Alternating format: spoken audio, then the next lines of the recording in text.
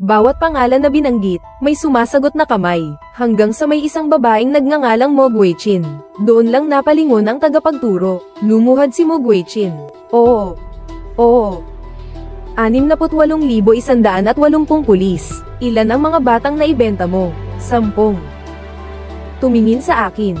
May anak ka na ba? Oo. Kaya hindi ka natatakot sa karma, ha? Luhod ka. 6,818. Oo.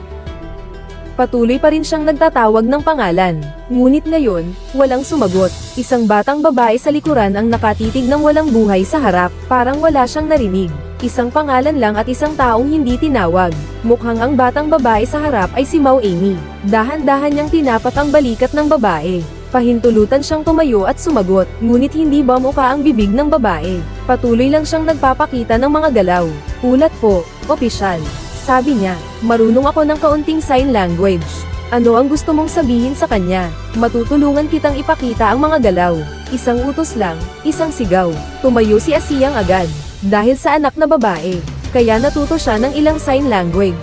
6,818,700 tinanong mo siya. Marunong ba siyang magbasa?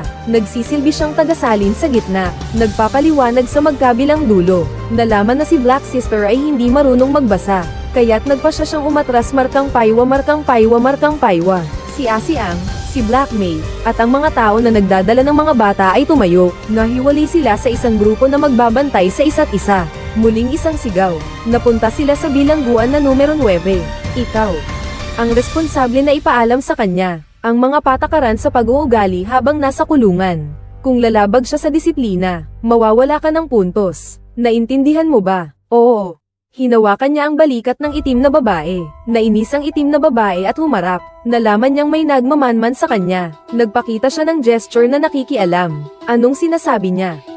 Reporta, official. Sabi niya, naiintindihan na niya. Yung tipong standard na pag-urong.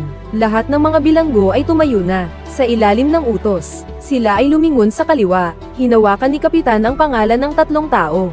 At sa kanila kinuha ang mga nakahanda ng mga gamit. Tumutawid sa makitid na koridor.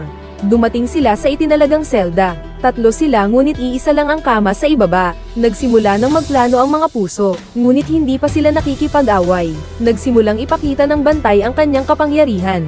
Sadyang inayos niya ang manggas ng damit. Ipinakita ang simpleng tato na guhit. Malupit ang salita, pero puno ng nakakatawang kapangyarihan. Sige na. Sinasabi ko na ang mga patakaran sa bilangguan natin, Siyang. Ayoko ng away. Kung sino man ang gagawin ng gulo, kailangan marinig nila na ako ang nagsimula bago makatulog. Si Asiyang ay masigasig na ginagampanan ang tungkulin. Isinalin niya ang salita ng ulo ng kulungan kay Black Sister, pero ngumiti siya ng bahagya. Nagpakita siya ng isang tanga. Anong sinasabi niya? Sabi niya, naiintindihan niya na. Matapang na tinitigan ng ulo ng kulungan si Black Sister. Pero sa mata ni Black Sister, walang takot na makikita. Nagtagal ang kanilang titigan ng kalahating sandali. Dahan-dahan niyang pinapalo ang balikat na ayaw sumuko. Sila 3 ang maglilinis ng kalinisan ngayong linggo. Salamat, leader ng grupo.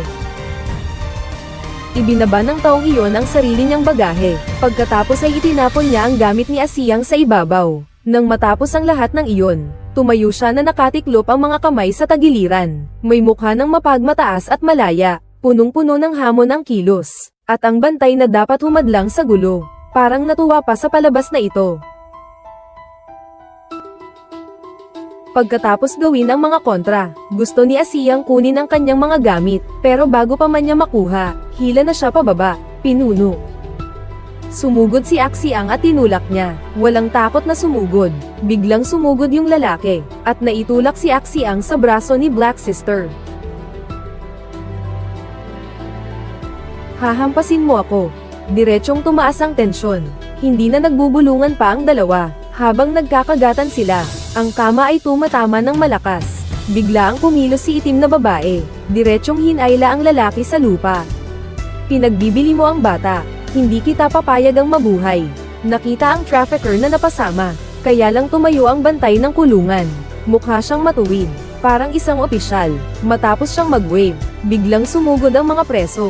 Ang unang ginawa ng tagapagbantay, ay tawagin ang tusong tagapamahala. Tumayo ang taong nagbenta ng tao. Magulo ang buhok, punong-puno ng dugo ang ilong.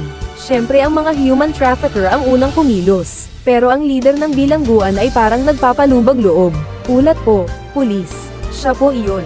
Tagapangalaga, huwag galawin ang batuta sa baywang. Nagsimula na ring magpakita ng pagkainip sa mukha. Dati pa niyang pinamumuhian ng labis ang mga human trafficker. Kaya wala rin siyang magandang tingin sa lalaking iyon. Noong unang araw mo sa kulungan, sinimulan mong manakit. Iniisip mo bang masarap ang pagkain sa kulungan? Dahil nag-aalala kang makatakas ang mga preso. Kaya kahit sa medical room, may kasamang ilang tao. Pagkatapos nilang makalabas, saka sisiyasatin kung sino ang manakit. Tumalikod ang head ng kulungan at tumuro ng ilang beses. Agad tumayo sina Asiyang at ang dalawa pa habang nag-iingay. Palagi nang nagpapakita si Black Sister. Sinusubukan niyang mapagsabi sa kanya ang katotohanan. Tiyak na bago pa man magsalita si Asiyang, tinanong na siya ng tagapamahala. Siya ay isang basura. Dapat siyang batuhin. Ang kanyang ekspresyon ay nagpapakita ng hindi pagtitiis. Ngunit sa loob ay may bahagyang pagkakaisa. Hindi niya tinanong ng matindi tulad ng mga human traffickers. Inakay lang niya sila sa kanyang opisina. Wala nang ibang kriminal sa paligid. Mas mahinahon na ang tono ng pag-aalaga. Marahil ay ang pakiramdam ng pagkakaisa. Nakatulong upang makaiwas sila sa maliit na kulungan. Hinding-hindi napapayagan pang mangyari ulit. Dapat na sana ay kausapin na sila noon. Ginagamit ito para mas maintindihan ang mga bilanggo. Sa pagkakataong ito, nagtanong ang tagapag-alaga tungkol sa nakaraan ng dalawa. Hindi pa umabot ng 30 si Asiyang. Dahil sa borderline na live streaming at pagpapasa ng malaswang materyales, nahatulan siya. Palayo niya ay puting fox. Nahuli siya ng 2 taon at 4 na buwan. Sabi mo nga, kasal ka na nga, at may anak pa kayo. Hindi mo ba kaya mamuhay ng maayos? Kayo pa ang gumawa ng ganitong bagay. Gusto lang niyang kumita ng pera, para mabigyan ng cochlear implant ang anak niyang babae. 20,000 piso ang halaga. Kaya napasok din siya sa ilegal na gawain. Ano ba ang trabaho ng asawa mo? Ang asawa ko ay pipi. Hindi na gumagawa ng kahit ano. Napakaganda niya pero pinakasalan niya ang isang pipi. Dahil lang sa kapatid niyang may kapansanan, pinakasalan niya ang kapatid na babae nito. Para siyang isang bagay. Itinuring siyang kapalit ng mga magulang.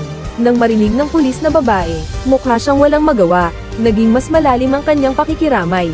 Pagkatapos ko tingnan ang mga dokumento, saka lang nalaman. Noong una, si Axiang ay cashier lang sa isang internet cafe. May nakakita sa kanya, kaya siya ay ikinulong sa isang luma at sira-sirang popahan para magpa-sexy sa lalaking ito. Hindi naman siya masama. Tuwing pupunta siya sa akin, laging may dalang isang tasa ng milk tea. Sabi niya talagang mahal niya ako. Ang unang 2,000 na kinita ko sa buhay ko, ay ibinigay niya sa akin. Yung 2,000 yun, kinita mo sa pagbebenta ng katawan mo, at kinuha pa niya yung malaking bahagi yun, di ba? Naintindihan ko na hindi masama si Asiyang. Susunod na si Haimei. Matapos ang unang senadoryas, dahan-daang lumalapit ang kwento ng batang babae na 18. Siya ay nagkasala ng pagnanakaw, at ang kanyang parusa ay 2 taon at 4 na buwan. Anong espesyal mong kakayahan? Marunong akong sumayaw. Anong klaseng sayaw? Sayaw na pang-alis ng damit. Anong lugar ito? Sino ang tinitingnan mong hubad? Nang tinanong tungkol sa talento ni Black Sister, nagsimulang maglaro ang kanyang mga kamay. Sa ilalim ng ilaw, buhay na buhay ang mga hayop na maliit. Hindi nagsasalita, ngunit nagsasalita ng pag-asa. Bago magsimula, mag-report ang grupo. Kasabay ng malakas at matatag na sigaw. Nakatayo ang bawat bilanggo. Tinutokso ng punong kulungan si Black Sister na hindi makapagsalita. Lahat ay natawa. Tandaang mag-ingat 6,818 pulis. Babae na kulungan sa lungsod ng Siang. Kagawaran ng edukasyon. Pinili kayo. 12 bilanggo na may talento sa sining. Itinatag ang tanglaw na bulaklak na grupo ng pagtatanghal. Para sa Araw ng Pamilya sa Mid-Autumn Festival. Nagsasanay ng mga programa, na ipadala ang grupo sa isang selda, pero ang tagapamahala pa rin ang parehong tao. Pangasiwaan silang magpakitang gilas ng maayos. Ang mga magaling magpakita ay bibigyan ng dagdag na puntos, dahil kailangan mag-ensayo para sa pagtatanghal, kaya hindi na nila kailangang sumali sa paggawa. Lahat ay masiglang pumapalakpak, ang mga mukha ay puno ng ngiti. Alam nyo ba ang kantang Pusong Mapagpasalamat? Oo. Ulat kay Guruma. Siya ay pipi. Hindi marunong kumanta. Pinagsabihan ng mahigpit, pero ang lalaking iyon ay nakangiti pa rin. Itinakda ng kagawaran ng edukasyon ang kanilang palabas bilang isang pagtatanghal na kanta. Kailangang ipakita ang mga salita gamit ang sign language habang kumakanta, kahit na hindi makapagsalita si Haimei. Pero la lengua de señas es su fuerte. You. Vengo de la casualidad. Vengo de la casualidad. Como una. Povo. Alikabok. Napansin ng guro ang kawalang interes ni itim na babae, kaya pinutol niya ang pagsasanay ng lahat, matapos ipagsabihan siya ni Ashang. Doon lamang siya napilitan na tumango, naglabas ang keyboard ng malamyos na tunog. Muling ginawa ng dalawa ang mga galaw na tama at maayos. Hindi maiwasang magtaas ng thumbs up ang mga guro, at dahil sa mataas na pamantayan na ito, inilagay sila sa harap para magpakita. Kumakiling ang ulo ng kulungan. Nag-insayo sa maliit na selda, bagamat hindi naman siya mukhang maganda. Pero ang kanyang pagganap ay may tunay na talento. Pinuno. Ang ganda ng pagkanta mo. Mukhang madalas kang kumanta sa labas. Ngumiti ang maliit na ulo ng kulungan. Naglabas ng may panghuhusga na ingay.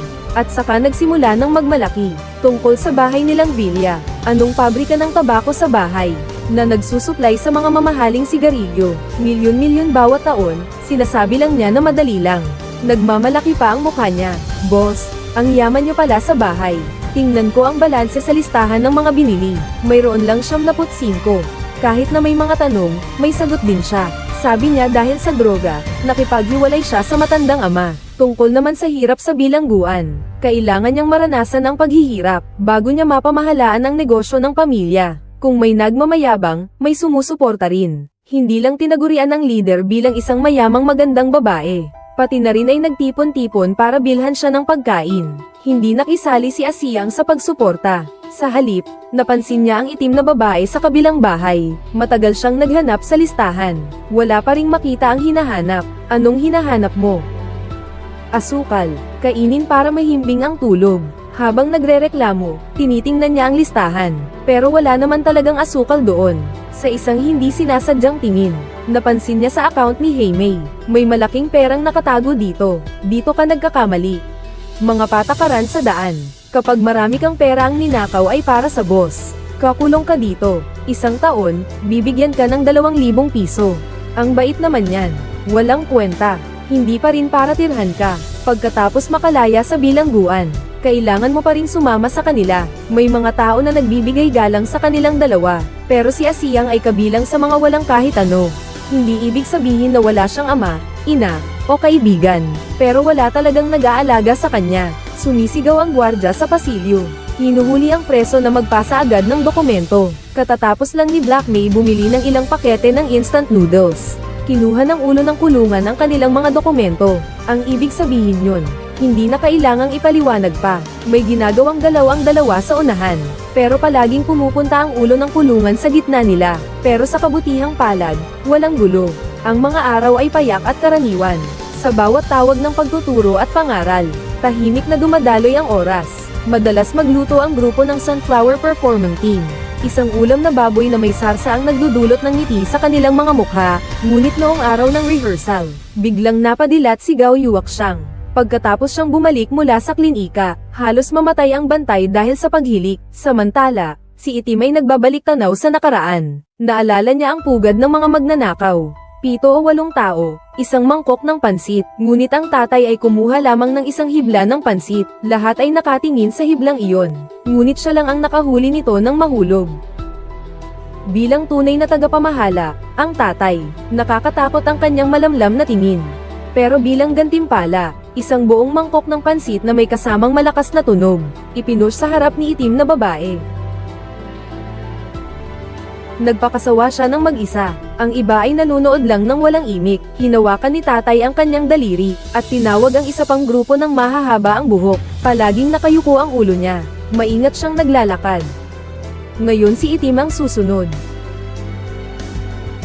Isang dalagang kakarampot lang, na makapal ang make-up. Pinagsabihan siya ni Kuya Mau na huwag lumabas. Pero hindi siya nag-alala. 10 taon na silang magkakilala. Lubos siyang nagtitiwala kay Mauge.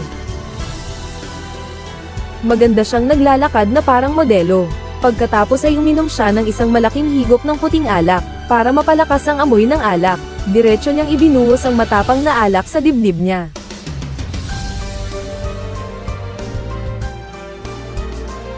Nadapa at naglakad ng paurong, suot pa ang sexy na damit, ang amoy ng alak ay agad na nakatawag sa target, nang mahulog siya sa bisig ng lalaki. Bigla siyang napigil sa paggalaw ng baywang. Isang saglit na alitan sa pagbibenta ng laman, at ang isang bungkos ng pera ay matagumpay na nakuha. Walang loika ang taong lasing, ngunit ang babae ay hindi natatakot, dahil hindi kalayuan. Naupo ang kanyang tagapagtanggol doon. Naghahanda ang babae na magpasalamat sa kanyang kuya. Ngunit napansin niya ang ilang mga tao sa malayo. Isang tingin lang. Agad niyang nakilala ang dalawang pulis na iyon. Pagkatapos ay inayos niya ang kanyang damdamin. At tahimik na nilampasan ang tabi ng kanyang kuya. Nagsimula siyang tumakbo gamit ang mataas na takong, hanggang sa makarating siya sa ilalim ng isang tulay. Kinuha ng babae ang damit at tinanggal ang kanyang wig. Nagkunwaring simple para sa sarili, pero ilang hakbang lang ang nilakad. May pulis na ang lumapit mula sa kabila, nang gustong lumiko at tumakas. Naging parang palakas sa palayok na siya. Dahan-dahan niyang inayos ang buhok sa loob ng police car. Pagkatapos ay sinubukang tanggalin ang mga kamay. Sa sandaling isinara ng pulis ang pinto. Lumabas siya. Ngunit hindi pa siya nakalayo, nahadlangan siyang muli. Dakpin siya. Anong nilunok niya? Iluwa mo. Iluwa mo. Iluwa. Nasa malalim pa rin siyang nagbabalik tanaw. Isang candy ang biglang lumitaw. Nalaman niya na wala naman talagang hypoglycemia. Lahat ng ginawa ni Axiang ay para kay Heimei. Walang salitang binibitawan ang dalawa. Tanging ang papel ng candy ang may ingay na hinahaplos. Naniniwala sila na ang kanilang panaginip ngayong gabi ay magiging napakasarap at matamis. Sa araw ng pagtitipon, puno ng pagmamahal ang kantina. Naglalaro ang ngiti sa mga mukha ng mga taga-Yanyang. Nagdudulot din ng kasiyahan ng palabas ng grupo ni Yanghwa. Dala ni Axiang ang dalawang saging. Maingat na ibinahagi niya ang isang saging kay Heimei. Pwede bang kumain dito ng saging? Pwede mong dalhin pa uwi, pero bawal ito. Bilang host, si Guan Jiao, bihira siyang mag-makeup, kasabay ng musika na dahan-daang dumadaloy. Opisyal nang nagsimula ang palabas. Biglang may narinig na iyak ng bata sa loob ng venue. Kaya't instinct ng ina na si Axiang na tumingin doon. Nang makita ang muling pagkikita ng ina at anak, napuno siya ng inggit sa puso niya. Naalala niyang higit 1 taon na siyang hindi nakakita ng anak na babae. Hindi maiwasan ni Axiang na maluha-luha ang ilong. Pinilit niyang magmukhang kalmado. Ngunit hindi pa rin niya mapigilan ang damdaming iyon. Ulat, leader ng grupo. Kakailanganin kong pumunta sa banyo. Dahan-dahan siyang sumalpok sa bakal na rehas. Sinusubukang itaboy ang emosyon mula sa kanyang isipan. Pero cuanto más se esfuerza, madol el corazón. La black girl que vino como cuidadora, se dio cuenta de que algo no estaba bien. Why se acercó a echar un vistazo, hasta que luego a su lado. Few entonces que, desde sus home brothers temblorosos, vio que lloraba. La black girl no sabía por qué ella lloraba. Así que solo podía seguir acariciando la espalda. Ang bantay ay nagpapakita ng galing. Hindi talaga pinapayagan ng anumang pagbabago. Nakita si Axiang na hinihila sa buhok. Diretso siyang lumapit at nilap ang lalamunan ng bantay.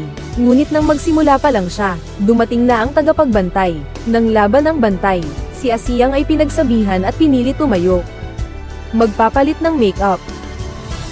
Pagkatapos ng palabas, babayaran ko kayo. Hindi nakaligtas sa pagbabawal sila ngayon. Walang kahit isang kutsan sa maliit na madilim na kwarto. Ang problema ni Gao Yuaxiang at iba pa ay isinama sa pulong. Naging pangunahing target din sila ng pagmamasid. Hindi ang parusa ang layunin. Ang layunin ay ang pagbabago. Tulungan silang magsisi at magbago. Sa pamamagitan ng bakal na pintuan ng kulungan, muling lumipad ang mga kalapati, pero kahit anong pag-ikot ng pakpak, di nila maalis ang pader na iyon. Pagkatapos ng pulong, sinundan ng mga tagapamahala ang impormasyon sa rehistro, at nahanap nila si Axiang sa bahay. Sa loob ng bahay, usok at amoy ng insekto. Puno ng ilang mesa ng mahjong. Dumaan sa isang maliit na pinto na puno ng alikabok. Nakita ko ang taong nakahiga sa luma at sira-sirang sofa. Ito si Police Officer Deng, ang nag-aalaga sa asawa mo. Pumunta ako sa bahay para magpasuri. Tingnan ang kalagayan ng bahay ninyo. Bale, tignan mo rin ang anak ni Gao Yuaxiang. Ang sariling anak na babae niya tinawag pang bituin ng kalat. Hindi rin niya alam kung nasaan na ang bata. Sa mata ng babaeng pulis na nagulat, tahimik niyang ininom ang isang lagok ng puting alak. Sa harap ng akusasyon ng pulis, tahimik niyang kinakamot ang leeg. Parang yung batang nawala ay nasa likod niya. Parang wala akong kinalaman. Sinasabi ko sa'yo, alam mo ba na krimen ang pag-abandona ng bata? Hulihin mo na ako. Wala pa akong makain minsan. Parang ako yung malas na tao. Mas mabuti pang makulong na lang ako. Gusto ko nang maramdaman ang galit ng mga gwardya. Hinahatak din siya ng pulis na pumunta sa presinto para magkwento. Pero tahimik lang siyang umusad, parang walang pake. Para siyang nakahilig na karne ng baboy. May pagkain ba? May pagkain naman. Paglabas niya, hindi niya mapigil ang mag-alala. Kaya tinanong niya ang mga kapitbahay sa labas. Mga babae ay galit na binabastos ang tumor. Ikinukwento ang iba't ibang karahasan ng lalaking iyon. Hindi lang siya nananakit kay Axiang. Pati ang mga batang nasa pangangalaga niya ay hindi pinalampas. Sa kabutihang palad, matapos imbestigahan ng pulisya, natuklasan nilang iniwan niya ang anak niya. Tungkol sa kung nasaan ang bata ngayon, may hawak na rin ang pulis ng impormasyon. Nakita niya ang direktor ng bahay ampunan. Matapos makipag-usap sa direktor, pumunta siya sa silid ng parusa. Nakatayo si Gao Yuaxiang ng seryoso. Bukas na ang bakal na pinto. Matapos ang maraming araw ng pagninilay. Naintindihan mo na ba ang mali? Oo. Pagkatapos ng pagkakakulong, nakipag-usap ka na ba sa pamilya? Tinawagan na. Hindi nila sinasagot. Inaalala nila na madumi ako. Nalaman ang eksaktong kalagayan ni Gao Yuaxiang. Naramdaman ko ang hindi maipaliwanag na sakit sa puso, yung paghaplos sa ulo, isang malambing na galaw. Wala na siyang inilihim. Hindi lang siya naiinis sa buhok na matagal nang hindi naliligo. Mabait din siyang nagpaalala ng ilang beses, nang alisin ang pagkakakulong. Isang sinag ng ilaw ang tumama sa mukha ni Axiang. Bumalik ang dalawa sa selda. Sinabi rin ng gwardya kung bakit tinawag na sunflower ang grupo ng palabas. Dahil ang sunflower ay sumisimbolo ng pag-asa. Kung sasabihin ko ng diretso, na makasama sa loob ng ilang taon, kasalanan din ninyo ito. Araw ng aking kaarawan. Nakasabay pa ako sa duty ko. Hindi makauwi para makasalo sa tatay ko kumain. Pinakiusapan ko pa ang leader namin. Pinagluto kayo ng isang malaking bowl ng noodles sa canteen. Binigyan pa nila ng espesyal na pagkain ang mga gwardya. Ang punong kulungan pa ang unang nagpadala ng pagbati. Maligayang kaarawan, sumabog ang buong mundo. Nakapaghatid ng ngiti sa mukha ng gwardya. Isang malaking balde ng pansit ang inilapit. Nandoon ang masarap na itlog na pansit, para maging masaya at kompletong. Bawat isa ay may itlog na pwedeng kainin. Salamat, Sir Police. Alam pa rin ng tagapangulo kung paano makisama. Nilagyan ng espesyal na maanghang na sarsa ang mangkok ng gwardya. Ngunit hindi alam kung bakit. Nang lumapit siya sa likod ni itim na babae, bigla siyang huminto.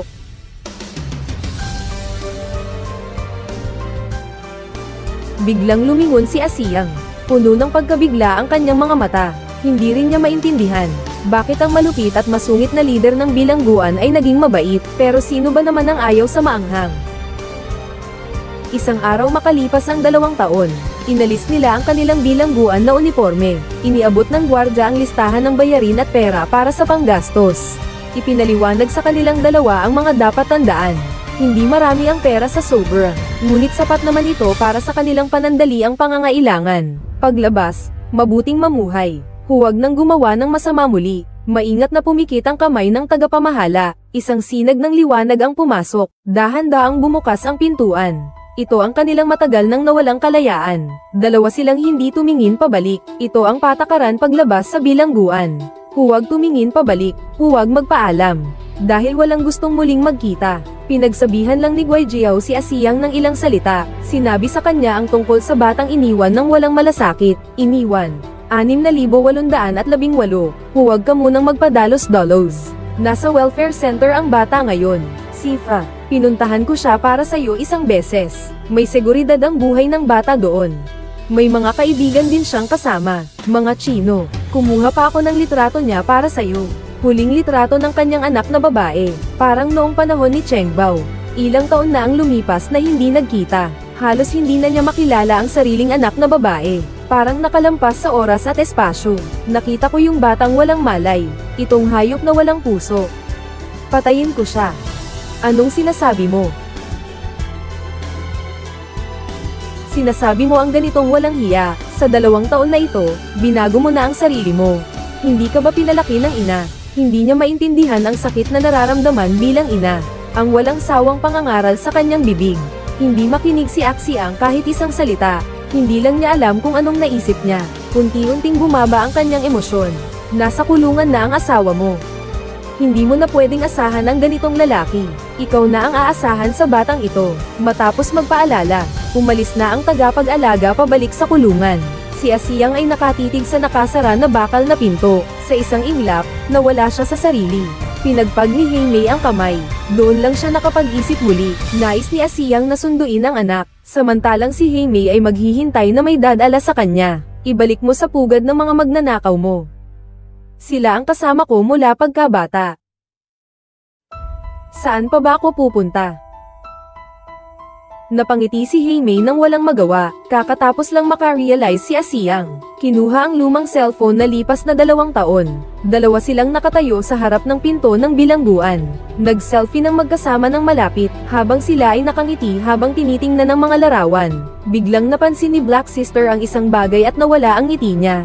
Isang luma at sira-sirang tricycle ang nakaparada sa bakanteng lugar. Sumampa si Black Sister at nagbigay ng senadoryas. Yung lalaking may mahabang buhok pa rin. Parang walang nagbago. Tumango-tango siya at lumapit. Diretsyong hinayla ang laman sa mukha ni Black Sister. Ang ganda ng gupit mo. Salamat. Pagdiriwang ng bagong simula. Wala yan. Kung nandyan kayo, wala akong bagong simula. Bagamat medyo masakit pakinggan ito, hindi magbabago ang 10 taon nilang pagkakaibigan. Unang gagawin paglabas ko sa bilangguan, dadalhin ni Longmao si Black Sister para kumain ng masarap. Tinitigan niya si Black Sister habang inaalis ang backpack. Nakita niyang sumakay ito sa tricycle. Matapos magpaalam, ibig sabihin nito, maghihiwalay na silang dalawa. Kahit nakalabas na siya, hindi pa rin siya makakatakas sa bakal na rehas. Matagal niyang pinagkumpara ang litrato, pero hindi pa rin niya mahanap ang matagal nang inaasam na anak na babae. Sabi ng director, hindi pwedeng dalhin ang anak niya dahil sa kalagayan niya. Ang pangunahing kailangan niya, ay may regular na kita at permanenteng tirahan. Kasama si Black Sister, masaya silang kumakain sa restaurant. Nagsusulat sila gamit ang kamay tungkol sa nangyari sa kulungan. Nagsabog ang beer sa pagkakabangga, para ito sa pagdiriwang ng bagong silang. Mula pagkabata, palaging may balahibo na nagpoprotekta sa kanya. Kaya napakamaalaga rin ang kilos ni itim na babae. Kumpara sa pagiging takot sa labas, si itim na babae ay mahimbing na natutulog sa loob. Hindi niya gustong lumabas, dahil balang araw, babalik din siya doon. Narinig niya ang kalungkutan at pagkakahiwalay sa mga salita ng kapatid niyang babae. Sinabi niya ang tungkol sa paglalaban ng tatay niya para sa kanya. Pero kumpara sa 15 taon ng kontrol, naiintindihan pa rin ni Haimei ang tamang sukat. Nakapag-isip siya ng isang ideya, may takot din sa kanyang mga mata. Kung hindi ako sasama sa iyo pauwi. Ha! Nakakagat ang mga mata ni Chang Mao. Ang brutalidad at matinding tapang ay kitang-kita. Nakita niya ang seryosong tingin sa mata ng kanyang kapatid na babae. Patuloy siyang kumikindat, para labanan ang matinding sakit sa likod ng kamay. Kahit na nakakunot ang noo at may luha sa mata, hindi niya pinakawalan ang kamay. Gamit ang determinasyong ito, ipapakita niya ang kanyang desisyong tumakas.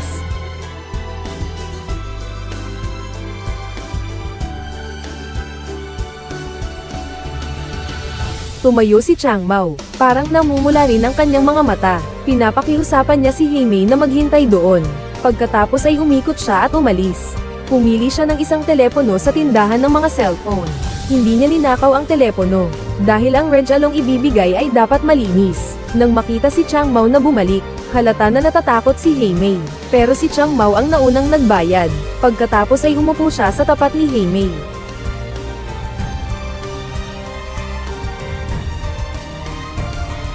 Ngayon, walang cellphone, wala kang magagawa. Siyang, kahit na magnanakaw ako. Siyang. Pero ito ay binili ko gamit ang pera ko.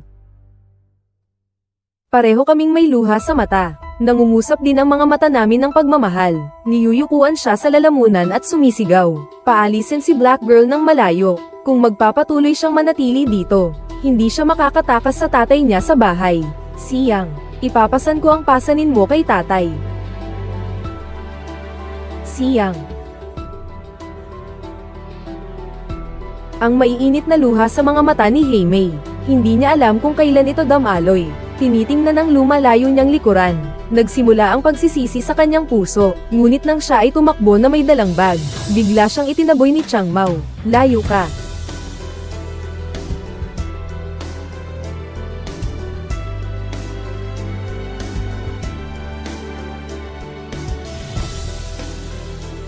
Kumpara sa kahinaan ni Haimei, si Chang Mao ay mas matatag.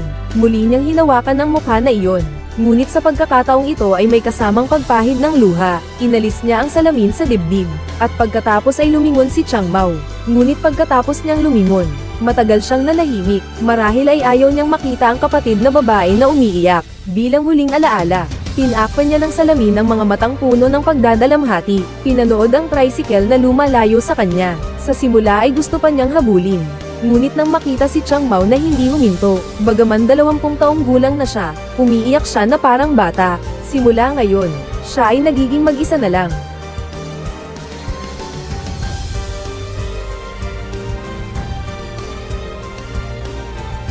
Kumakain siya ng barbecue sa kamay niya. Naglalakad sa mga kalye ng lungsod. May isang electronic screen sa pintuan ni Jing Liang. Ang libreng pagkain at tirahan ay nakakuha ng kanyang pansin. Walang anumang paghahanda.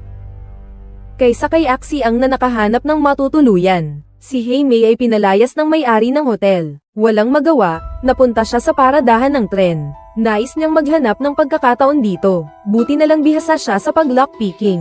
Nakapasok siya sa isang sasakyang matagal nang nakaparada. Ang matagal na pagparada ay nangangahulugang patay ang baterya, at nangangahulugang makakatulog na siya ng mahimbing. Ngunit kinabukasan, nasa panaginip pa rin siya. May isang tao na nagising sa kanya. Nang siya ay tumayo, gusto na niyang tumakas. Pero agad siyang naipit sa gitna nila. Paano siya nakapasok? Akala mo ba hotel ito? Hindi ka marunong magsalita. Ikaw ang may-ari nitong sasakyan, di ba? Ipinaliwanag niya na hindi siya makarinig ng ingay. Isang taong may kapansanan. Ngunit hindi nito ginaisang ang konsensya ng mga gwardya. Bagkus, lalo pa silang napakalma. 2 tao ang nag-agaw ng bag ni Haimei, at mahigpit din siyang kinontrol sa gilid. Mao Amy. Dahil sa kasong pagnanakaw, ay nahatulan ng 2 taon at 4 na buwang pagkakakulong. Nakalaya na matapos ang sentensya, kagabi lang lumaya. Ninakaw mo ba ang pera na ito? Kami ang nag-report. O ikaw ang nagbayad ng upa? Piliin mo. Punong-puno ng luha ang mga mata ni Black Girl. Puno rin ng sama ng loob ang puso niya, ngunit hindi niya talaga kayang magpaliwanag. At mahigpit siyang kinokontrol ng iba. Itinapon ng 2 lalaki ang mga walang silbing bagay. Kinuha ang pera at mabilis na tumakas. Naiwan siyang nag-iisa sa basang likurang upuan. Pinapayagang basay ng luha ang kanyang damit. Hindi niya hindi nakita ang pangit ng tao. Ngunit ang perang iyon ay pinaghirapan niya sa bilangguan. Ito ang kanyang nag-iisang legal na kita sa loob ng 10 taon, na siya lamang ang may-ari. Ngayon ang unang araw niya sa trabaho. Tinawag siya sa security department gamit ang walkie-talkie. Isang grupo ang nagsusuri ng CCTV footage. Sabi nila nawawala ang isang mamahaling relo ng bisita. Tunay na hindi nakita ni Asiang. Ngunit iginiit ng bisita na iniwan niya ito sa tabi ng kama. Kailangan kong tumawag sa pulis. Huwag kang mag-alala muna. Siguradong imbestigahan namin ito ng maayos. Hinampes ng marahas ang mga gamit niya. Yung mga personal niyang gamit ay nakalantad sa mata ng lahat. Paulit-ulit na hinahaplos ng kamay ng manager. Hindi nahanap ang relo pero natagpuan ang kanyang sobra. Ang salitang bilangguan ay kapansin-pansin. Inabot niya ang kamay nang hindi muna nagtatanong sa kanya.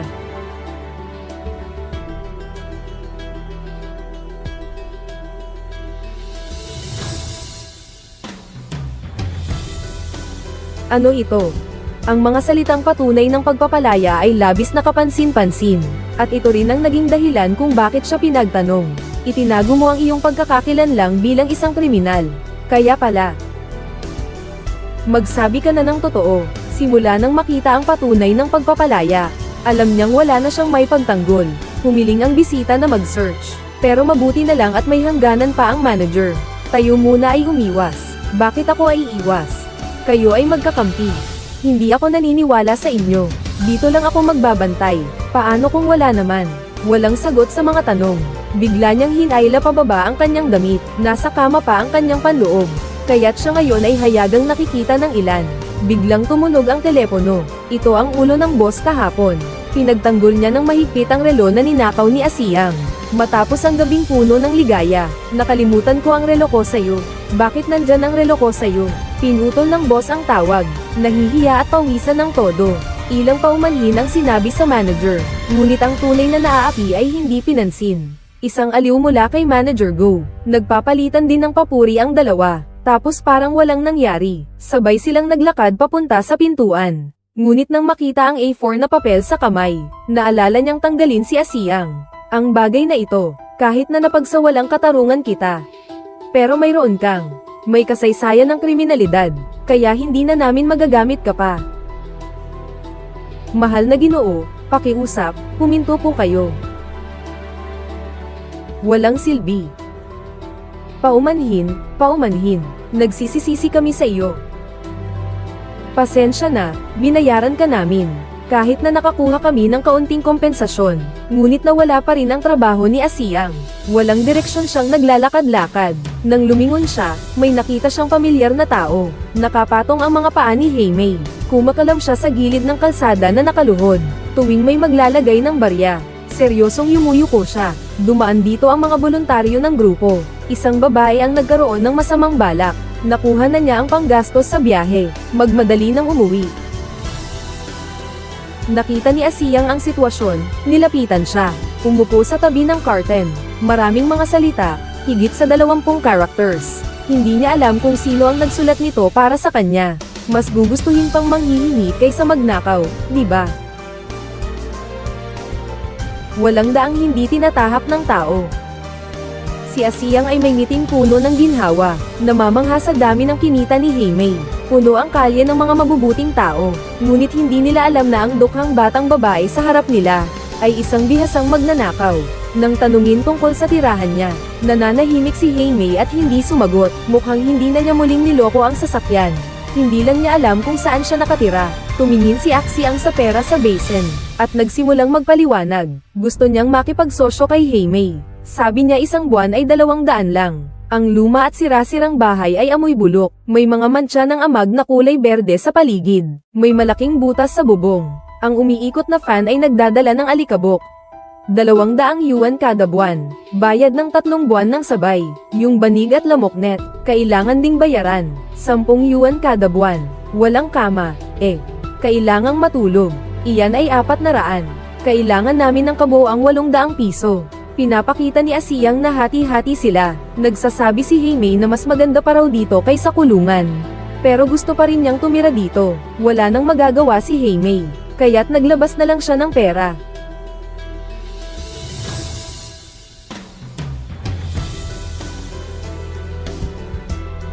Kinuha mula sa landlord ang banig. Hindi maiwasang makatanggap ng paalala. Inusisa ni Black Sister kung bakit siya lang ang nagbayad ng lahat. Doon niya ipinaliwanag na naubos na ang pera niya.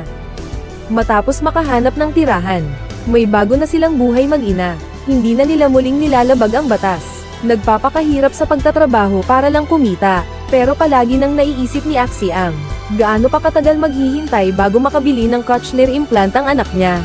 Dalawa silang pumunta sa klinika. Umupo sa harap ng doktor. May kakaibang eyeshadow sa mata. At may hotdog sa bibig. Anong kinain niya? Pagsusuri sa allergy ng kumpanya ng pampaganda. Walang problema sa eyeshadow na ginamit ko. Pero namaga ang kanyang bibig ng ganito. Doktor, kayo ba ay tumatanggap ng mga volunteer para sa gamot? Gusto rin naming sumali. Kumita kami ng 100 piso sa pagsusuri, pero gumastos kami ng 200 piso sa pagpapagamot.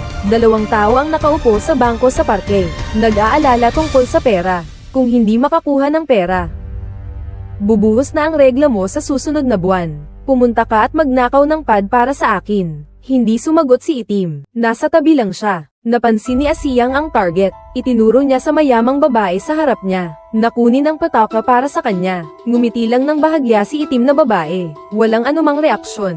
Nakita ni Asiyang ang isang labag sa kasal na relasyon.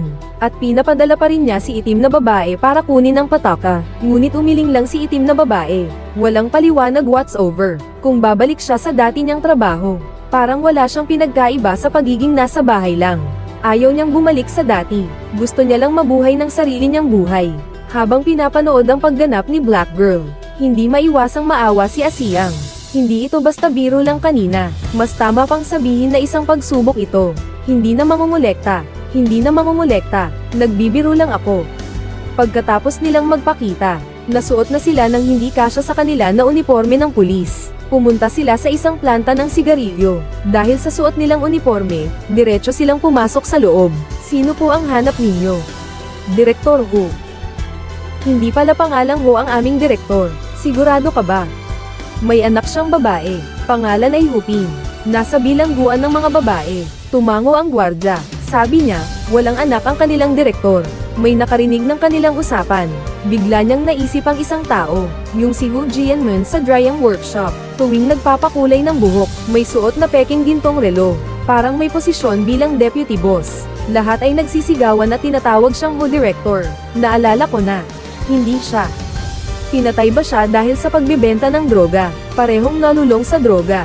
Halos nakumbinse ang dalawa sa sinabi ng gwardya. Dati pa nilang iniisip na nagbibiro lang ang leader ng bilangguan noon. Ngayon ay napatunayan na rin nila ito. Pero dahil nandito na sila, pumunta sila sa bahay ng leader ng bilangguan. Nang marinig ng lolo ang pangalan ng apo, agad siyang nagalit ng walang pag-aalinlangan. Nang makita ang mga dumating, 2 pulis ito. Kahit nga, direkta niyang itinanggi ang kaugnayan. Kami ang mga tagapangalaga niya. Maganda ang kanyang pag-uugali doon. Nang siya ay hatulan, may kasamang multa na 5,000. Hindi pa nababayaran ang multang ito.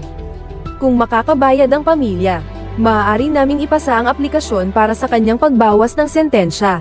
Ang mga matatanda ay matapang na nagsasabing wala silang pera. Ang dating hindi mayamang pamilya ay naubos ng ama at anak na babae. 2 tao na may natitirang pag-asa ay pumunta sa paligid, at pumasok sa lumang bahay na sira na.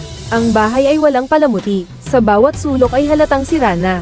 Ang patay na drug dealer ay nakabitin sa mataas na lugar. Ang mga kahoy panggatong ay nakatambak din sa loob ng bahay. Sa mga liko-likong daan, hindi sila nakakita ng anumang mahalagang bagay, maliban sa 4 na sertipiko ng parangal sa pader ng gwardya. Nakinig sila sa isang daing, at sinundan ito. Ang sikat ng araw ay sumisilip sa maruming salamin. Ang lola ay nagsikap na tumayo ng tuwid. Sa totoo lang, ang apo kong babae ang pinakamabait na bata. Pero naapektuhan siya ng mga gamot na iyon. Gamot, eksklusyon, mag-ingat ka palagi. Si Huping ay babalik na sa loob ng 2 taon. Pupunta kami dito para makita siya. Kung wala nang iba, aalis na muna ako. Nagsimulang sumakit ang puso ng dalawa, kaya nawala na ang gana nilang kumita. Paglabas ni Asiyang, nagsimulang magmura. Si Haimei naman ay sumugod para pigilan siya. Nakakaawa ang matandang babae. Bigyan natin siya ng 500 piso. 013392. Hati mo. Hati ko, dito tayo para kumita ng pera. Hindi para magbigay ng tulong. Biglang kumilos si itim na babae, at kinuha mula sa kanyang pantalon ang inihandang 250 piso. Nang inag si Asyang, agad niyang sinabi na wala siyang pera. Pinakiusapan niya si itim na babae na tumulong muna. Gusto niyang mapanghina siya at umatras. Maliit na napalingon si Blackie. Tapos kumuha ulit siya ng pera, 500 piso para sa dalawa. Medyo tanga nga ang ginawa sa usaping ito. Hindi sumunod si Blackie, dahil hindi siya makapagsalita. Tahimik niyang itinago ang 2 pera. Pagpasok niya sa kwarto. Lola. Ito ang ipinadala ni Huping para sa'yo. Sabihin mo kung anong gusto mong kainin, ipabili ni Lolo. Maganda naman ang ipinakita niya doon. Kumanta pa siya at nanalo ng award. Umalis na siya. Hindi ko gagastusin ang pera na ito. Ipinagtabi ko ito para sa aking apo na babae. Sa ganitong kalagayan ko, iniisip pa rin niya ang apo niya sa bilangguan. Marahil ay dahil sa konsensya. Tumigil si Asiyang sa pag-alis. Lola. Halos nakalimutan ko. Ito ay ibinigay ni Huping sa lolo. Para kay lolo. Umalis na. Salamat. Salamat. Kakatapos lang ni Asiyang sa pintuan. Naharang siya ni Haimei. Matagal na silang magkakasama. Lubos na kilala ni Haimei siya. Pero después de buscar, lo encontró de Nero. Entonces volvió a abrir el sombrero de su hermana. Plata. Felicidad. Seredura. Yo también soy tonta. Para ganar dinero, los dos vestían como pequeñas vendedores de alcohol. Nagsasalita ng malakas sa plaza, nakakaakit ng pansin ng mga middle-aged at matatanda, tinitiis ang kanilang mga pang-iintriga sa salita, nagtrabaho hanggang sa walang tao sa lugar. 300 piso ang nawala sa 800 piso. May sariling dahilan din ang boss. Siya ay magaling sumayaw ng puwit. Pero walang pasasalamat na pag-uugali, at nilagyan pa ng alak ang mukha ng bisita. Hindi pa sapat ang kinita ko para mabawi iyon. Bukod pa rito, yung kasuotan at takip sa ulo, hindi iyon kasama sa gastos. Hindi niya sinisira ang pangalan ng puting fox. Ang husay niya sa pagpapakita ng lamang ay tama lang. Nagbago ang mata ng boss. Lumapit siya sa tainga ni Axiang. Kung hindi, pabayaan mo munang umuwi siya. Kami lang dalawa. Mag-usap ng masinsinan. Kung mapag-usapan mo ng maayos ako, babayaran ko ang utang niya. Tapos na. Dapat naman talaga yun ang bayad. Pero kailangan niyang ibenta ang katawan para makuha uli. Medyo nag-aatubili si Axiang. Gamit ang kamay, pinapalayas niya ang tao. Ayoko na sa pera ng masama na yan. Bumalik ka na, hintayin mo ako. Gusto ko na sanang umuwi agad para kumain ng hotpot. Bago umalis, itinago niya ang kanyang ngiti. Nagbigay siya ng senadoryas sa boss. Walang ilaw na nakakaistorbo. Dinala si Asiyang sa loob ng sasakyan. Ikaw na pala away. Halos 2 linggo na kitang inaasam. Huwag kang gagamit ng lakas sa akin. Ipapakita ko sa iyo ang isang nakakaakit na sayaw. Tanging tingin lang, huwag hawakan. Pagkatapos ng sayaw, bayaran mo na sa kapatid ko. Akala mo hindi ko alam kung anong klaseng tao ka. Hindi ko alam kung naglalaro lang si Asiyang o totoong tumatanggi. May babala siyang narinig sa loob ng tren. Dapat hindi marinig ang kanyang boses, si Haimei. Pero bigla siyang pumasok nang hindi sinasadya. Huwag mo akong hawakan. Magdadagdag ako sa iyo ng 300 piso.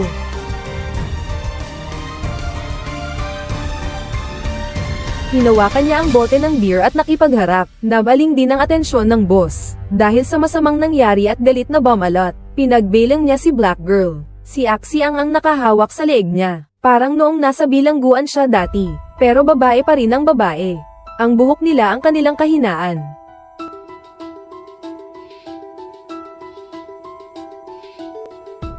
Ha? Tinutulak mo pa rin ako. Gusto mo pa bang itulak ako, boss? Ayaw na naming kunin ang pera. Huwag nyo na kaming pagtulungan. Pwede ba? Akala mo, okay na kapag hindi na namin kinuha ang pera. Hindi mo pa rin ako pinaglilingkuran. Ako ay galing sa kulungan. Kung hindi mo kami papatayin, sasaksakin kita hanggang mamatay. Muling sumugod si Black Sister. Binagsak ang boss sa lupa. 2 silang nakatakas sa peligro. Naririnig din ang galit na sigaw ng boss sa likuran. Pero si Haimei ay hindi nakakarinig ng anuman, kundi nagpakita ng gitnang daliri bilang tugon. Nahuli ko kayo. 2 silang tumatakbo sa tulay. May mga kulog na naririnig mula sa langit. Sa huli ay bumuhos ang malakas na ulan. 2 silang humiga ng walang lakas sa ilalim ng tulay. Plano niyang manigarilyo para maibsan ang emosyon. Pero matagal nang binasa ng malakas na ulan ang sigarilyo. Gumanti si Haimei ng isang senyales na uuwi na. Pagkatapos ay nilapitan niya ang tao. Binato niya ng bote ng alak. Hindi pa rin nakakuha ng pera. Halos mapatay pa siya ng tao. Gaano kahirap kumita ng pera, di mo alam, ha? Naghihintay pa rin ang anak ko sa welfare center. Saan pa kami pwedeng maghanap ng trabaho? Ayokong mapariwara ka ng masasamang tao. Bumalik ka sa bahay. Ako lang ang kilala kong pera. Basta makuha ko lang ang anak ko pabalik. Ang iba, walang kwenta. Galit na tinulak niya ang berendila. Paglingon mo, nagsasalita ka ng pagkasuklem. Kapag may mga puwang na nabuo, hindi na ito ganap na gumagaling. Dadalin kita para manloko ng pera. Hindi manloko ng pera. Ako pa ang nagbigay ng 500. Ibebenta ko. Pero hindi mo ako pinapayagan magbenta. Tara na. Akala mo sino ako? Umuwi ka na. Hindi ako si Denghong Disiplina. Ano ba talaga ako? Pinipilit niyang kontrolin ang emosyon. Nililinis ang panyo, di niya alam kung ulan o luha. Muling lumapit at niyakap, ngunit patuloy pa rin siyang sinisigawan ng masama. Mukhang nagpasya na si Asiyang. Naalisin ang pae ng si Haimei. Ayoko na kitang makita. Layo ka. Hanapin mo ang asong lalaking iyon mo. Layo ka. Bagamat naibuhos niya ang galit sa dibdib niya, ngunit ramdam niyang walang laman ang kanyang puso. Ang 8 malalaking salita sa karatula ay napakaakma, ngunit may kakaibang nakakatawang pakiramdam. Pagkatapos maligo at magpalit ng damit, nakita niya ang kalahating sigarilyo. Ang tunog ng ulan sa labas ng bintana ay parang nagmamadali. Pinipilit siyang lumabas para maghanap. Tumingin siya mula sa malayo sa ibaba habang binili ni Haimei ang alak. Alam lang niya na malungkot din ang kapatid niyang babae. Mabilis siyang naglakad para makahabol. Itinaas niya ang payong sa ibabaw ng ulo ng kapatid. Nagkatitigan ang dalawa sa sirang bahay. Matagal silang nagmasid sa isa't isa. Hindi alam ni Asyang ang sasabihin. Pero ang gusto niya ay hindi ang paghingi ng tawad. Si kapatid ang unang nilinaw ang tensyon. Hinahanap sa bag ang paborito niyang sigarilyo. Isang simpleng pag-aalala, ang naging susi sa paglabag ng problema. Hindi ka ba umalis? Bakit ka pa bibili ng sigarilyo para sa akin? Hindi ka ba pupunta sa lalaking iyon? Bakit mo ako hahanapin? 2 tao na naglalaban ng matindi, ngunit unti-unting lamaambat ang kanyang mga mata. Marahil sa mundong ito, sila lamang ang makakapagpagaling sa isa't isa. Hindi natin kayang magpagamot. Isipin na lang natin na tayo ay bakal. Walang trabaho sa plaza. Nagsimulang mag-away ang dalawa. Pagkatapos subukan ng maraming hanap buhay, pinakamalaking kita ang nanggagaling sa panlilinlang. Isang nagkukunwaring bulag, isa naman ay may dalang curtain. Pero ang hindi pabor sa kanya, muling niyang nakilala ang mabait na dalaga. Hindi ka ba bulag? Bakit nagkaroon ka ng AIDS? Bangka. Ibalik mo ang 20 pesos na niloko mo sa akin. Lumapit si Asiyang para tumulong. Bigla na lang nagkagulo ang tatlo, ngunit mas nakakatuwa pa. Tumawag ang istasyon ng pulis sa tagapangasiwa ng paglilipat. Kami ang pulisya ng West Station. Ang iyong community correction na nasasakupan. Si Guo Aimei ay nakipag-away. Dinala na namin sila pabalik sa selda. Pakiusap, lumapit kayo rito. Kumpirmahin natin ang sitwasyon. Kasalukuyang pumasok ang gwardya. Nakita niya ang 2 magkapatid na babae. Matapos ang ilang pag-uusap, nalaman niya na 3 pala silang lahat ay nasa kanyang pangangalaga. Unahin muna natin ang 2 sa kanila. Panlilin lang gamit ang kasanayan. Hindi naman malaki ang halaga, mga ilang daang yuan lang. Una, ipagkakait ang nakuhang kita. Pangalawa, paalalahanan at turuan. Maghanda ng nakasulat na pagsusuri. Huwag na muling gumawa nito. Way tungkol naman sa pagtatalo nyo 3. Sa kwento, ito ay pag-aaway-away. Sa totoo lang, push-push lang yan. Hawak-hawakan lang. Walang malaking issue. Sa puso, bundok, kayo 3. Ayaw nyo bang magkasundo? Kung oo, bawat isa ay gagawa ng pagsusuri sa sarili. Pipirmahan nyo lang at pwede na kayong umuwi. Medyo naunawaan ng tagapag-alaga ang kanilang kalagayan. Alam niyang palagi silang magkakasama, para hindi na nila muling maligaw. Si Guan Zhao ay nangakong magpapakain sa hinaharap. 3 tao na rin na hindi nagkakilala. Kaya ni Guan Zhao na magpasimula ng isang grupo para sa kanila. Buwan-buwan ay magpapadala sila ng mensahe sa akin. Sige. Guan Zhao ay naglabas ng pera mula sa bulsa niya. Dahil ang nakalap na ilegal na kita ay nakumpiska na lahat, sabi niya sa labi na babayaran niya. Pero sa puso niya, wala talaga siyang balak, kung hindi dahil sa suot niyang unipormeng pulis na nakakainis. Baka pinagsabihan pa nila ng isang leksyon. Sabi ng 2, walang usapan kung walang away. Tapos pinapanta si Xiaomei na sumama sa kanya. Ang pangalan ng grupo ay mga bulaklak na nakaharap sa araw. Sige.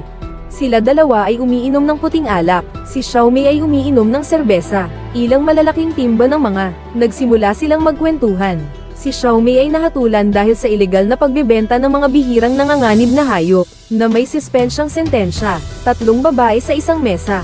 Lahat ay nagkaproblema dahil sa ilang bagay. Pagkatapos uminom ng isang lagok ng alak, nabura ang lahat ng mga alitan noon. Para mabigyan silang 2 ng gawain. Pinapangalagaan pa nga at inimbitahan sa bahay. Plano niyang magbayad mula sa sarili, para bigyan sila ng allowance. Ate Hong, talagang nakikita mo lang ang magnanakaw na kumakain ng karne. Lumabas kami para maglakad-lakad, mga lugar na maraming tao at masigla, kung saan may negosyo, nauna ng okupado ng iba, mga lugar na kakaunti ang tao. Hindi rin makakabenta ng maraming pelikula sa isang araw. Naintindihan din ng instruktor ang sinasabi niya, kaya hindi na niya pinilit pa. Habang naglalakad-lakad, nakita niya ang tren na may malakas na ingay. Sa halip, pinuri pa niya ang magandang tanawin. Tumingin sa kaliwa at kanan. Nakita niya ang dalawang suot na uniforme ng pulis sa sulok.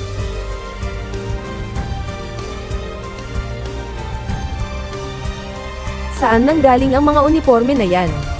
Bumili kami online. Bakit kayo bumili ng uniforme ng pulis? Pinoprotektahan ang bahay. Niloloko mo ako. Alam nyo ba na ilegal ang pagbili ng uniforme ng pulis ng pribado? Bakit nyong suotin ang uniforme ng pulis? Naka-record ang telepono. Nagsimula na ang pagtatanong. Nalaman nilang talagang iniwan nila ang 500 piso. Naging mas magaan ang loob niya. Walang itinatagong si gwardya. Ibinunyag niya ang buong katotohanan. Baka ibalik ko na lang sa kanya ang pera. Hindi na kailangan. Sila na lang ang magastos nyo. Ang inyong mga kilos ay itinuring na pagtatapos ng krimen ayon sa batas. Kung inyong sisihin sila, maaari rin silang managot sa batas. Kung hindi ninyo sila sisihin, tingin ko mabubuting tao sila. Mula sa lolo at lola, ang pagdidisiplina ay napunta sa mga dating kaklase. Ngunit ang kaibigan ng dating kaklase ay narinig na bilang bilanggo sa paggawa, agad siyang umiling at tumanggi. Ano bang problema nito? Saka nga, naghahanap ka naman ng tao para sa promosyon. Sakto para magamit ang kanilang mga kalakasan. Bigyan ng daan ang mga naligaw. Isa rin itong panlipunang responsibilidad ng mga negosyante tulad ninyo. Pinakamatingkad na lugar sa mall. Nagbihis siya bilang isang intelektual na babaeng opisyal. Hindi pa nga nakakapagsalita, pinayagan niyang lumabas ang kapatid na babae na nagkukunwaring technician. Pinindot ang timer. Diretsong kumilos ang kapatid na babae, na ang unang kandado ay napaluwag sa loob ng 5 segundo. Sunod ay ang pangalawa. 3 kandado at ang paglalakad ay umabot lang ng 23 segundo. Matapos magdulot ng takot, inirerekomenda nila ang kandado ng kanilang sariling bahay. Hindi ko alam kung totoo o hindi. Matagal na itong pinipitas pero hindi pa rin nabubuksan. Ngayon ay ang promotional event para sa bagong produkto ng aming bahay. Sino man ang bibili ng set ng kandado namin ngayon, ay makakatanggap ng 10% diskwento. Libre. Ang pag-install sa bahay, 1,800. Pambayad sa kawatan. Kailangan gastusin. Ang salo-salo ay sa bahay ng tagapamahala, kasama rin ang matagal na niyang kaklase. Hindi sila magpapaligoy-ligoy ng magagandang salita. Lahat ng pasasalamat ay nakatago sa alak. Isang ilang higop ng maluwag na puting alak. Mas naging masigla ang atmosfera sa hapagkainan. Sa totoo lang, ang pinakadapat ninyong pasalamatan ay si Guo Aimei. Naituloy nyo ba ang pangakong ipapasa ang pulang sober sa kanya? Oo naman. Mapagbigay si Ate Foxy. Sa totoo lang, medyo curious kami pareho, kung bakit napakabait ng guro sa mga makasalanang tulad namin. Ang dahilan ay, nasa isang nakaraan noong panahon ng ama ko. Minsan, kasama niya ang mga preso sa paggawa, nag-alis ng snow sa ibabaw ng tulay sa labas. May isang preso na nakakita ng isang inabandunang sanggol sa ilalim ng tulay. Habang dinadala ng preso ang inabandunang sanggol pabalik, nadulas at naputol ang yelong ibabaw. Lahat ay nagsiakyat upang tumulong. Itinulak ng salarin ng bata sa yelo. Hindi siya nakalabas, tulad ng iniisip ni Asiyang. Ang tagapag-alaga ay ang batang iyon. Para sa kanya, ang salarin ay salarin, ang masama ay masama, hindi pwedeng paglaluin. Bukod pa rito, ang kanyang buhay ay ipinagpalit din ng isang salarin gamit ang buhay niya. Unang beses na nakatanggap ng komisyon. Sobrang saya ng 2 tao. Kasabay ng pag-usbong ng internet, nagkaroon ng ideya ang boss. Kung makakagawa sila ng isang video, lahat ng komisyon sa buong bansa ay para sa kanila. Pero nang marinig na kailangan nilang magpakita online, medyo naging stiff ang ekspresyon ng kapatid na babae. Yayaman na tayo.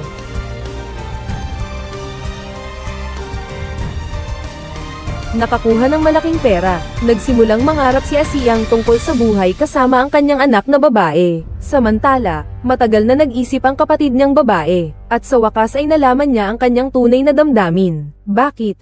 Hindi niya sinabi ang tunay na dahilan, ngunit wala rin siyang maibigay na makatwirang paliwanag. Sinasabi lang na natatakot ka sa kamera, ayaw mong lumabas sa publiko.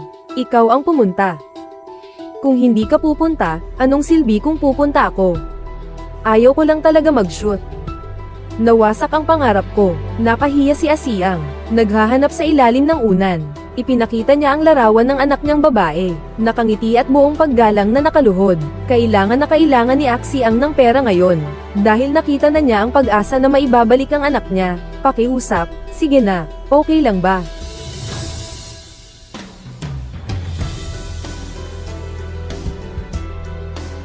Ito ang pera natin. Ayaw ko na, ibibigay ko na lahat sa'yo. Huwag mo lang akong pahiyakan, okay? Pakiusap na. Tinitingnan niya ang paghingi ng kapatid na babae. Naalala rin niya ang malungkot na tingin ng kanyang anak na babae. Hindi niya maipaliwanag, pero bigla siyang sumakit ang puso. Pinagtabuyan niya ang upuan sa tabi. Sabi ni Asiyang, ang mga magnanakaw na tulad nila ay peke ang pagkakaibigan. Kahit anong gawin mo para sa kanila, wala itong silbi. Kayo mga magnanakaw ay peke ang pagkakaibigan. Lahat ng kabutihang ginawa ko sa'yo, parang walang silbi. Kayong mga puta, karapat dapat lang makipag-usap tungkol sa pag-ibig. Nakatigil ang kanang kamay sa ere, matagal nang hindi bumababa, pero sa makapangyarihang tingin mo, nagliliyab pa rin ang apoy sa puso ko. Habang kaya ko pang pigilan ang sarili na hindi ka sampailan. Umalis ka na. Walang sinabi si Black Sister. Tumalikod at malakas na umalis.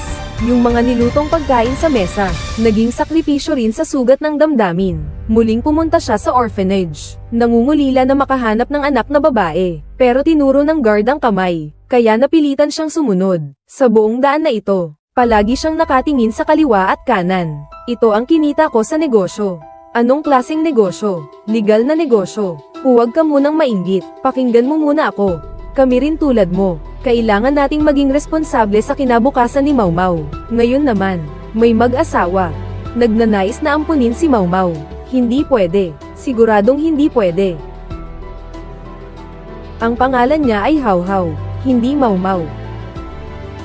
Aalisin ko siya ngayon. Kahit si Mau Mau o Hau Hau pa yan. Hindi siya isang damit. Hindi mo siya gusto, itatapon mo lang. Pag nagbago ang isip mo, gusto mo siyang kunin ulit, buhay siya. Ako ang tunay niyang ina. Kahit aso pa ako, may karapatan akong alagaan ang anak ko. Ang tanging karapatan niya ngayon, ay maghanap ng pamilya para sa pag-aampon ng anak niya. Hindi pumapayag si Asiyang. Walang makakatalo sa kanyang kagustuhan. Sa isang mahinahong payo ng direktor, nagsimulang mag-alinlangan ang kanyang puso. Kung ang bata ay hindi kasama niya, mayroon bang mas magandang hinaharap? Kami bilang mga magulang, hindi dapat maging makasarili. Dapat isipin ang kinabukasan ng mga anak. Mula sa malayo, tiningnan niya ang kanyang anak na babae. Pagkatapos ay lumapit siya sa tabi ng riles ng tren. Tiningnan niya ang taas ng hagdan, at nagsimulang magpursige sa pag-akyat, hanggang sa marating ang pinakamataas na punto. Naramdaman niyang napakagaan ng kanyang paghinga. Nakatingin ng walang imik sa malayo. Nararamdaman ang simoy ng hangin na humahaplos sa kanyang buhok. Pumapalit ang kanyang kapatid na babae at anak na babae. Muling nalugmok siya sa pag-aalinlangan. Matinding kumaway siya, ngunit palaging wala siya sa paningin ng kanyang ate. Tiningnan niya ang ate na lumapit pa ng kaunti. Lalong naging mas aligaga ang puso niya. Ate. Ate. Ate. Huwag magpadala sa iniisip. Baba na kayo. Nakita niya na nakabuka ang bibig ng tahimik na tao at nagsasalita. Hindi maipaliwanag ang gulat ng ate ko. Palagi ka nang nagkukunwaring bingi. Kami. Mas epektibo kaysa magsalita. Ligtas. Matagal na hindi nagsasalita, para hindi na masyadong gumamit ng dila niya. Naalala pa niya noong bata siya na madaldal siya, yung pinapainom ng mainit na tubig sa lalamunan ni tatay. Mula noon, hindi na siya muling nagsalita. Pasensya na. Nag-aalala ka ba sa akin? Baka iniisip mong mawalan ka ng pag-asa. Hindi kailanman naisip ni Asiyang na tumalon. Sanay lang siyang tumayo sa mataas kapag inaapi. Gusto niya yung lamig na nararamdaman kapag sumasalubong ang hangin sa katawan. Mas nakakatulong ito para siya'y magising. Yung mga hadlang na di niya malagpasan sa buhay, ay tinatahak niya sa mataas na lugar. Sa mataas na lugar, mas nakakapag-isip siya ng maluwag. Sila'y magkahawak ang kamay, nangakong hindi na magbibitiw ng masasakit na salita, at para matupad ang hiling ng ate, pumayag din siyang mag-shoot. Malinis at maayos ang kilos. Walang anumang pag-antala. Habang malaki ang kinikita nila, nakita rin ng tatay ang nawawalang anak niyang babae. Ngayon, Ang mga negosyante. Kung hindi bibigyan ng daan, ayos lang iyon. Hindi pa rin pinapansin. Parang magnanakaw na nag-aanunsyo ng kandado. Tapos sinasabi pang walang magnanakaw sa mundo. Talagang nagbago na ang panahon. Si Chang Mao ay hindi inaasahang naparusahan. Parang nakakatakot ang uri ng parusa. Kaya siya ay may dugo sa mukha, at nagsimula sa paghahanap. Parang nabaliw siyang tumakbo papunta dito. Tinatanggal ang damit para panasan ang dugo ng kuya. Nakita ka niya sa internet. Kahit matuyo ang dugo, hindi ako takot. Hindi ka sumunod mula pagkabata. Tinanong niya ang kapatid na babae kung bakit hindi siya lumayo ng husto. Bakit nag-upload ng video sa internet? Pumihil si Asiyang. Pero itinulak niya ito sa gilid. Sasamahan kita pa uwi. Pagkatapos sabihin iyon, nalito siya. Matapos ang mahirap na pagpili, nakabawi siya. May mga salitang hindi talaga niya mabatiwan. Pero kahit ano paman, kailangang siyang umalis. Nakita mo na. Ito ang ating tadhana. Kung hindi ako babalik, mamamatay siya. Umalis ka na. Huwag na huwag mong hanapin ako. Hindi na tayo magtatagpo pa. Ibigay mo ang pera ko. Kay Hao. Pagkatapos sabihin ito, tuluyan na niyang kinuha ang damit. Pagkatapos ay bigla siyang sumakay sa sasakyan. Hindi lumingon, hindi rin tumingin pataas. Hindi pinansin ang pagtatanong ng ate. Hindi alam ni Asiyang ang gagawin. Kaya tinawagan niya ang tagapag-alaga. Ngunit ang tagapag-alaga ay nahanap lang ang kanilang tinutuluyan. Hindi niya maibabalik si Haimei. Itinanggi niyang siya ay dinukot. Sinasabi nilang mga pamilya nila ang mga iyon. Hindi umaaksyon ang mga tao, hindi rin ang mga opisyal. Walang magagawa sa disiplina. Kasinungalingan yan. Isa lang yang pugad ng mga magnanakaw. Ang pag-aayos ng mga patay ay panakip lang. Anong sinasabi nilang pinalaki mula pagkabata? Dapat silang dakpin ng pulis lahat ng sabay-sabay. Nung dinala si Black Sister, hindi siya pinilit o tinakat. Tungkol naman sa kumpanya ng seremonya, legal at may lahat ng lisensya. Ngayon ay lipunan na may batas. Kaya ang mga pulis ay sumusunod din sa batas. Ngayon lang niya naintindihan kung bakit natatakot ang kapatid niya sa camera. Bakit ayaw niyang i-upload ang video online. Puno ng pagsisisi ang kanyang puso. Masakit niyang tinatakpan ang kanyang mukha. Siya ang dahilan ng kapahamakan ng kapatid niya. Siguradong pipilitin siyang magnakaw muli. Ano ba ang pamilya o amang tagapag-alaga? Kayo mga pulis, bakit niyo hinahayaan ang kamatayan? Ano ba ang ginagawa ninyo sa suot ninyong uniforme? Kanino ka ba nakikipag-usap? Gago. Ako'y nagsuot nito, ikaw ang ate ko. Kung mumura ka ng 2 beses, hindi ako magagalit. Pero suot ko itong damit, hindi mo pwedeng magsabi ng masasamang salita. Chonghua. Black girl, mas gugustuhin pa niyang manghihingi kaysa mangganggupit. Yung perang naipagod niyang kinita, kailangan pa niyang ibigay sa mga magnanakaw. Sinasabi niyo pa na ito ay legal, na ito ay legal. Na kahit sino ay pwedeng mang-abuso sa amin. Na kahit sino ay pwedeng umupo sa leeg namin at magparami. Legal na negosyo. Katarantaduhan. Inaasahan niyo pa na kami ay poprotektahan. Huwag na kayong mangarap. Gao Yuwak Siyang. Nagsasalita ako sa iyo ng tao. Hindi ka ba nagsasawa na ayaw mong sumunod sa tamang landas? Ang dignidad hindi ibinibigay ng iba, nasa loob mismo ito ng puso mo. Naiintindihan kita, tumutulong ako sa inyo na makahanap ng daan palabas. Pero hindi kita papayag ang magpapaaso-aso sa akin. Pagkatapos sabihin ito, tumalikod na lang siya at umalis. Naiwan na lang si Asiyang doon mag-isa. Hindi makakatulong ang pulis. Kaya si Asiyang ay naghanap kay Xiaomei. Sumakay siya sa motorsiklo at dali-daling dinala si Asiyang. Sa wakas ay nakarating sila sa lugar na sinabi ng pulis. Ngunit pagkapababa ni Asiyang, agad siyang kumuha ng telepono. Mahigpit na hawak ni Asiyang ang bag. Nahanap na namin ang kumpanya ng libing. Sa magkabilang dulo ng pasukan, puno ng mga condolence banner. Nakasaad dito ang mga palm sa pumanaw. May matinding kalungkutan at hinaing sa musika, na umiikot sa paligid ng tainga. Ngunit habang papalalim siya, biglang napapaatras sa katahimikan. Sa loob, puno ng mga taong nagtatrabaho, pero walang nagsasalita kahit isa. Lahat ng babae ay nakabuntis na, abala sa kanilang mga gawain. Anong ginagawa mo dito? Black Sister. Sumama siya kay Long Mao papasok sa kwarto. Nasa massage chair ang tatay. Gusto kong makipag-usap tungkol sa isang negosyo sa'yo. Buhay pa ba o patay na? Hinawakan ni Asiyang ang lahat ng pera niya, para mapalaya si Haimei. Fake ang karapatang pantao ng tatay. Sabi niya, si Haimei ang bahala. Matagal na siyang hindi tumutugon. Kaya diretso ng ginawa ni Asiyang. Sumama ka sa akin. Huwag mo akong pakialaman. Ikaw na lang ang maglakad. Itim na babae. Hindi ka nagsasalita sa bahay. Naiintindihan ka ng tatay mo. Iniintindi ka niya. Matagal na kaming nag-design language. Pero ang puso mo ay lumipad na paalis. Nakipag-usap ka sa isang tao na hindi mo kakilala. Nakalungkot si Papa. Para siyang nasasaktan ng sobra. Gamit ang ganitong emosyon, sinubukan niyang hikayatin si Black Sister na magbalik loob. Natatakot si Mao at nanginginig ang ulo. Dahil alam niya ang magiging epekto ng pag-agtataksil. Matapos mag-isip ng matagal si Sister, may desisyon na rin siya sa puso. Gusto.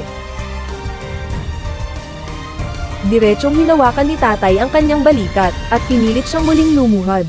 Pwedeng umalis ang mga tao ni Haimei. Pero ang mga kasanayang natutunan niya sa kanya ay kailangang manatili. Alam mo ba ang patakaran? Alam ko. Lumuhad si Chang Mao para magmakaawa, pero wala rin itong silbi. Hanggang sa biglang bumagsak ang bato mula sa taas. Naiintindihan ni Axiang kung ano ang nangyari. Nais niyang tumakbo papunta doon. Ngunit naharang siya sa pintuan. Ang mabilis niyang kanang kamay ay duguan na. Ibinalik pa niya ang dugo ang gintong inggit, at hindi na inalintana ang mga umiiyak at umaatungal sa tabi. Tumingin ng kalmado at naupo muli sa massage chair. Ang pumatay ay parang pagtapik lang sa ulo. Nasira na ang kamay niya. Bibigyan natin siya ng pagkakataong makaligtas. Hindi siya ang nasira ng kamay. Ang internet ang nagpawala sa kamay ng lahat. Walang magnanakaw sa mundo. Kahit hindi na magbukas ng pinto, mawawalan na ng trabaho ang mga magnanakaw. Matagal na kaming nag-shift na. Hindi naman talaga ang pagbawi ng kasanayan ang layunin niya. Ang tunay niyang gustong iparating ay ang galit niya. Kahit na naibalik niya ang kasanayan, may mga gastos pa mula pagkabata hanggang ngayon. Kailangan niyang magbayad kay Axiang. Sa 5,000 piso mo, hindi pa nga uminom ng tubig. Nawasak ang kamay niya. Pero hindi pa rin siya tumataba. Kagabi mo nakita sa pintuan. Sila yung mga senior at junior sisters niya, di ba? Magbibigay ako sa inyo ng isang kondisyon. Magkaanak kayo bawat isa. Ibebenta nyo para makaligtas. Pagkatapos mag-angat ng mata, tapos titig na lang siya at magpapanggap na tulog. Parang ang mga salitang lumabas sa bibig niya kanina, ay wala talagang bigat para sa kanya. Naalala ni Asiyang ang kanyang asawa. Naalala niya ang pagkasuklam niya sa kanyang anak na babae. Kailangan ba lahat ng babae ay maging kasangkapan sa panganganak? Tinitingnan niya ang isa na sumisigaw sa sakit, habang ang isa naman ay nakapikit na nagpapanggap. Ikaw na hayop. Hindi kita papabayaan hanggang mamatay ka. Hindi kita papabayaan hanggang mamatay ka. Patayin ko siya. Wala siyang buhay, wala ka rin. Umalis ka na muna. Kung magpatuloy ka, may mamamatay na. Buhay kapalit ng buhay. Dali, umalis ka na. Kahit na dumating agad ang pulis, pero halatang wala ng pag-asa si tatay. Hinayla siya habang puno ng dugo ang mukha. Si Black Girl naman ay may kasamang ambulansya. Sasabihin ko na ako ang gumawa niyan. Han.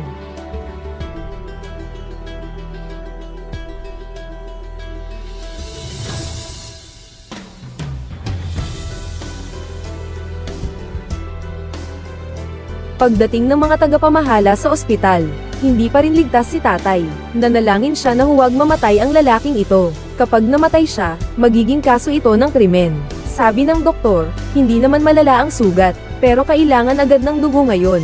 Dahil ito ay isang bihirang blood type, kaya nahihirapan ang pagsagip sa kanya. Nakipag-ugnayan kami sa blood center. Meron sila pero hindi sapat. May isang pahiwatig mula sa sentro ng dugo. Isang babaeng bilanggo sa babae at bilangguan ng lungsod. May parehong blood type niya. Tumangging mag-donate ng dugo ang warden. Kahit anong payo ng counselor, nabanggit ang sunflowers. Naramdaman niya ang pagdududa. Pero pumunta ang tagapamahala sa bahay niya. Naging isang mabigat na hampas ito na tumagos sa kanyang puso. Nang malaman niyang makikipag-video call siya sa lola, bigla niyang namula ang mga mata. Isang sigaw mula sa lola. Hindi na niya mapigil ang maluha. Ikaw namang batang babae, hindi ka talaga nakikipag-ugnayan sa amin. Naghihintay ang lola sa bahay na makauwi ka agad. Lola. Malapit na akong makalaya, 1 taon at 2 buwan na lang. Maghihintay ka sa akin. Natatanggap na ni Lola ang pera na binigay mo sa kanya. Unang itatabi ni Lola ang pera para sa'yo. Anak, anong pera ang dala mo? Hindi ako nagpadala ng pera sa pamilya, Lola. Ganito ang sitwasyon ni Huping. Pagkatapos makalaya sina Gao Yuoxiang at Mao Amy, pumunta ako sa bahay niyo para bisitahin ang lolo't lola mo, at nagbigay ako ng 500 piso para sa'yo. Anak. Ping Ping. Kung kaya mong tulungan siya, tulungan mo siya. Mabait siyang tao. Lungsod ng Xiangyang. Araw. Bibig. Inumin mo na.